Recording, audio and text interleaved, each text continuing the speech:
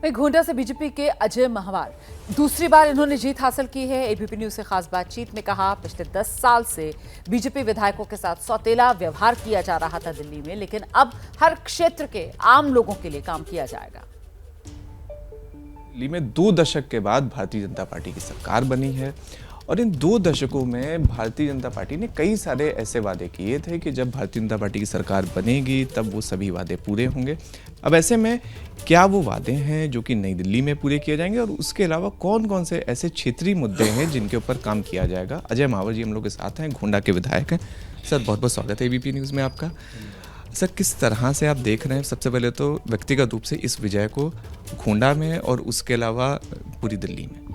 बहुत अच्छा लग रहा है और 27 साल बाद दिल्ली में हमारी सरकार आई है और दिल्ली बहुत पीछे छूट गई थी। जहाँ तक मेरी गोंडा की बात है, दूसरी बार इतनी बड़ी विक्ट्री 57% से ऊपर पहली बार भी जीता था और इस बार भी 57% से ऊपर वोट जनता ने आशीर्वाद के रूप में मुझे दिया है। मैं हृदय से उनका आभार व्यक्त करता हूँ, उनका बहुत ऋणी हूँ। जम करके काम करूँगा। पिछली बार मेरे साथ बहुत सौतेला व्यवहार रहा, इस बार सरकार हमारी रहेगी तो काम करने में आसानी होगी।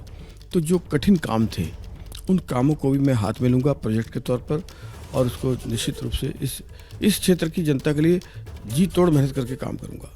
सर जिस तरह से जब हम लोग देख रहे थे कि 10 साल जो आम आदमी पार्टी की सरकार थी, पिछले 5 साल में तो आप भी विधायक भी थे, मुख्य सचेतक भी थे भाजपा के, तो कई बार ऐसा होता था कि जिन मुद्दों को आप लोग उठाते थे तो उसी के बीच में मार्शल को बुलाकर आप लोग को बाहर कर दिया जाता था।